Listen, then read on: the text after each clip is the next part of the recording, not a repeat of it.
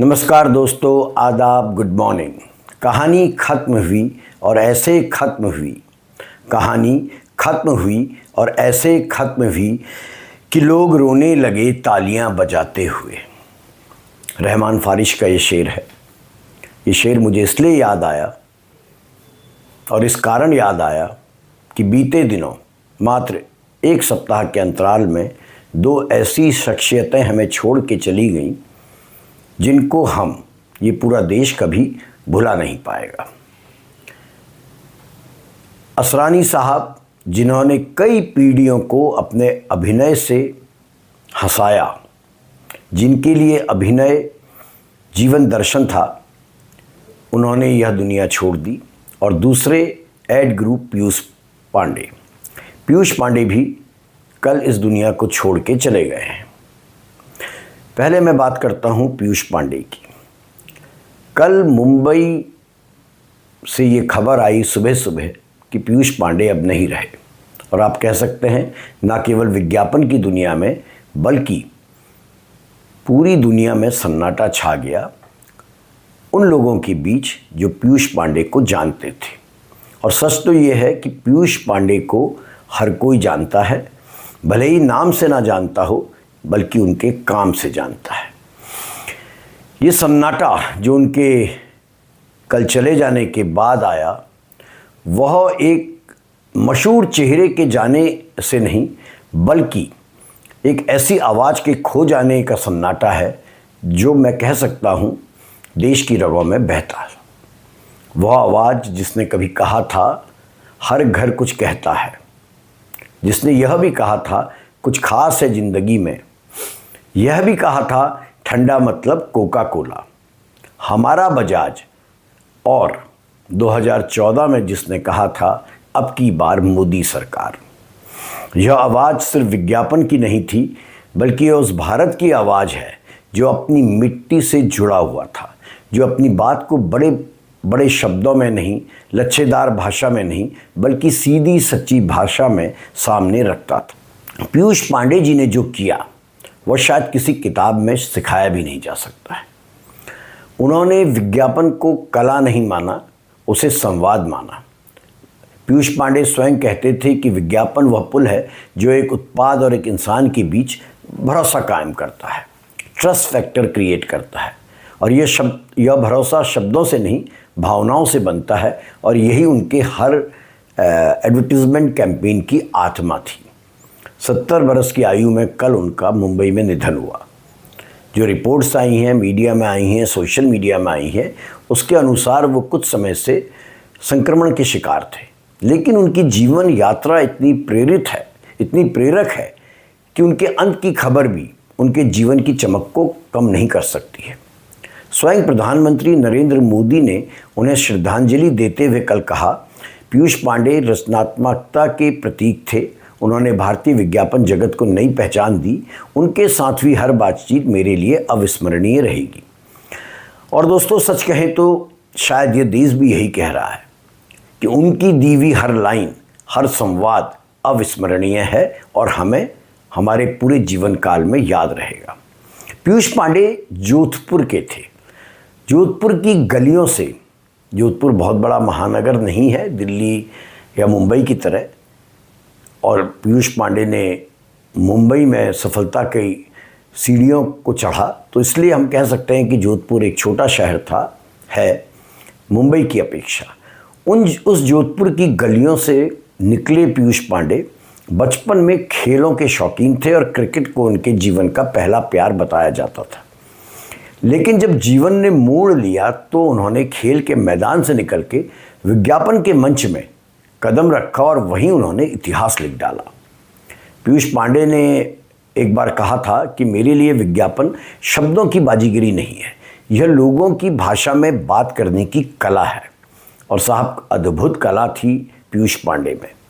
और शायद यही वजह थी कि उनके लिखे हर जिंगल में लोगों की बोली, लोगों का दर्द और आम इंसान की खुशी गूंजती है। 27 साल की उम्र में अपने भाई प्रसून पांडे के साथ उन्होंने विज्ञापन की दुनिया में कदम रखा था। दोनों ने मिलकर शुरुआत में रेडियो जिंगल्स गाए। उस समय किसी ने नहीं सोचा था कि यह आवाज़ आने वाले दशकों में देश के जो बड़े ब्रांड्स हैं, टॉप ब्रांड्स हैं, उनको पहचान देने वाली आवाज़ बन जाएगी। 1982 में पीयूष पांडे विज्ञापन कंपनी, एक बड़ी प्रसिद्ध विज्ञापन कंपनी है ओगिलवी से वो जुड़े और वही कंपनी में वे आगे चलकर क्रिएटिव डायरेक्टर बने। और सच तो यह है कि ओगिलवी को आज पीयूष पांडे के नाम से जाना जाता है। उनकी रचनात्मकता की पहचान थी सादगी, सिंप्लिसिटी।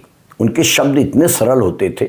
ठंडा मतलब कोका कोला, ठंडा मतलब कोका कोला, ठंडा मतलब कोका कोला।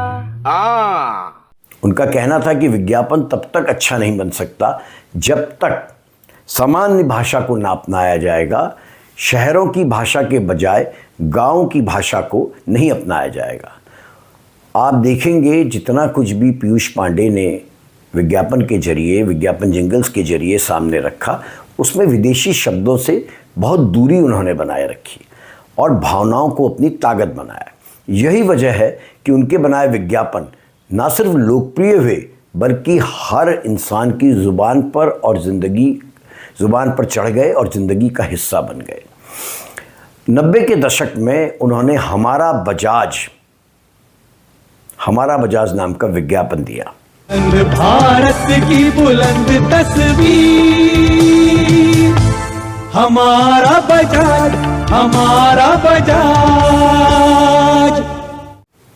आप कह सकते हैं उन्होंने भारत की आत्मा को इस हमारा बजाज कैंपेन के जरिए आवाज़ दी। उस दौर में जब उदारीकरण के बाद विदेशी ब्रांड्स भारत में उतर रहे थे, पांडे ने हमारे बजाज के जरिए हमारे देसी गौरव का गीत गाया। यह एक ऐसा विज्ञापन था जिसने मोटरसाइकिल को, स्कूटर को सिर्फ वाहन नहीं, भारतीय पहचान बना दिया। कुछ खास है ज़िंदगी में, ये भी उनका एक विज्ञापन था, कैंपेन थी, जिसके जरिए उन्होंने दिखाया कि चॉकलेट सिर्फ बच्चों की चीज़ नहीं बल्कि जीवन की मिठास की प्रतीक है। ये विज्ञापन आज भी जब हमारी पीढ़ी के लोग याद करते हैं तो हम मुस्कुराते हैं। आप कह सकते हैं ये किसी पुराने दोस्त की याद सरीखा विज्ञापन है। एशियन पेंट्स का एक विज्ञापन, हर घर कुछ कहता है, कितना खूबसूरत विज्ञापन था। भावनाएं इस विज्ञापन में जुड़ी थी। ये कहा जा सकता है कि पीयूष पांडे ने दीवारों को इंसान बना दिया। जहां हर रंग में एक याद है, हर दीवार में एक कहानी है। यह विज्ञापन सिर्फ मार्केटिंग नहीं बल्कि एक कविता समान है और शायद यही पीयूष पांडे की ताकत थी। वे विज्ञापन को कविता बना देते थे। फेविकॉल का विज्ञापन याद कीजिए। फेविकॉल मतलब गोंद, सामान्य गोंद, चिपकाने वाला पदार्थ। उसका एक विज्ञापन था ट्रक वाला, जिसमें एक ट्रक के ऊपर लोग बैठे हैं और ऊबड़ खाबड़ देहाती सड़कों से वो ट्रक जा रहा है लेकिन कोई भी गिर नहीं रहा है।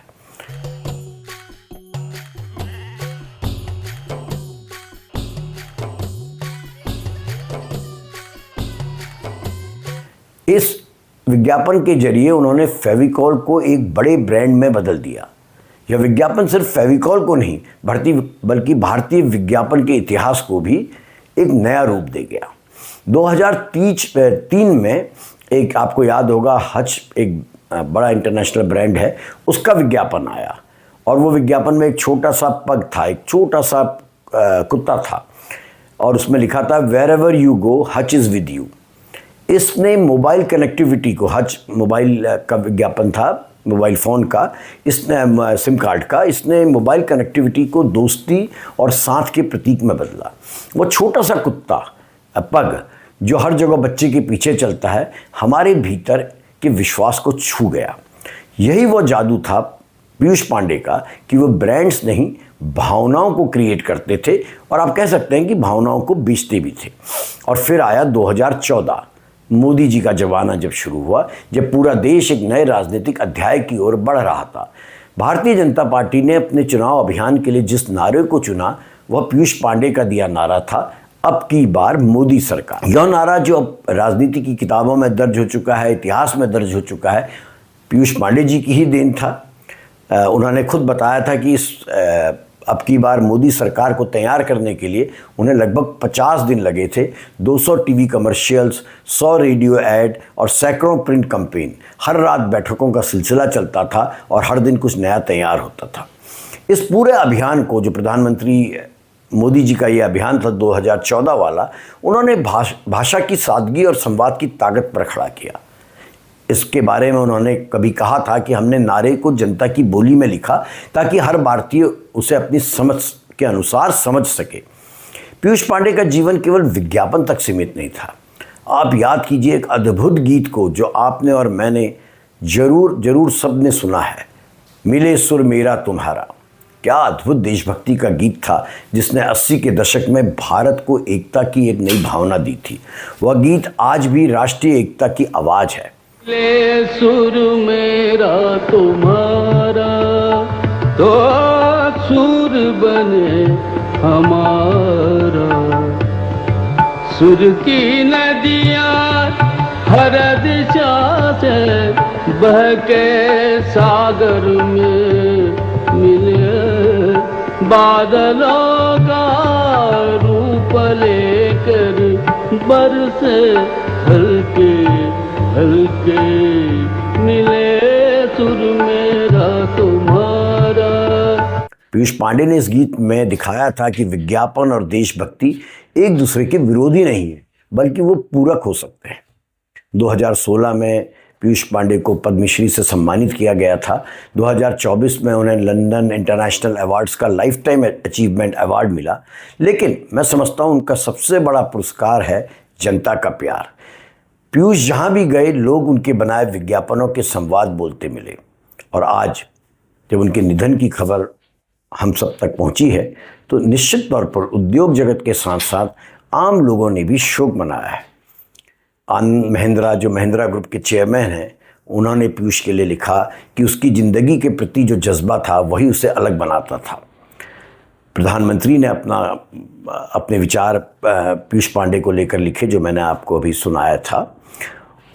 पीयूष पांडे के जाने के बाद अब ये समझ में आता है कि उन्होंने हमें सिर्फ विज्ञापन नहीं दिए, उन्होंने जीवन दर्शन दिया, जीवन को देखने का एक नया तरीका दिया।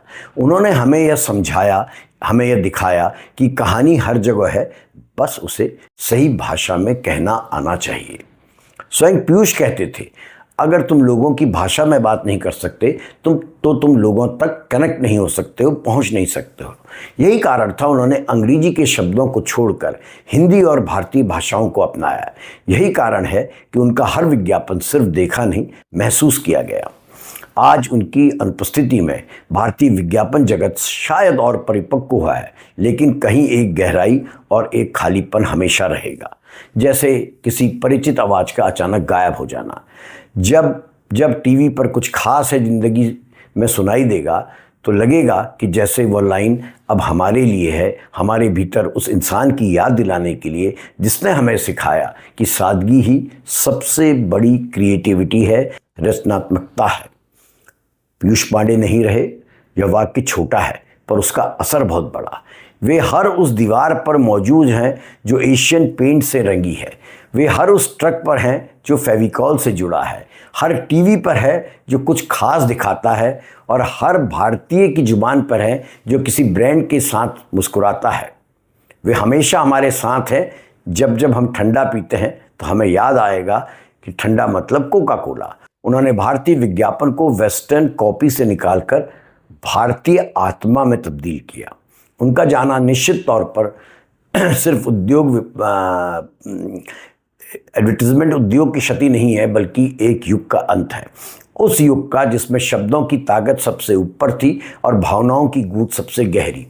उनकी मुस्कुराहट, उनका नर्म स्वभाव, जैसा उनके दोस्त बताते हैं, और उनका वो चश्मा जिसके पीछे हमेशा चमकती आंखें रहती थी, अब नहीं है। लेकिन उनके शब्द हैं, उनके विचार हैं, उनकी क्रिएटिविटी है, और वह अटूट विश्वास है कि क्रिएटिविटी तब जन्म लेती है जब आप अपने देश से, अपनी भाषा से, अपनी संस्कृति से और अपने लोगों से प्रेम करते हैं। पीयूष पांडे अब स्मृति बन गए हैं, पर ऐसी स्मृति जो कभी फीकी नहीं पड़ेगी, क्योंकि उन्होंने हम सबकी ज़िंदगी में सब कुछ खास भर दिया था। और इसी कारण पीयूष हमें हमेशा याद आते रहेंगे। धन्यवाद।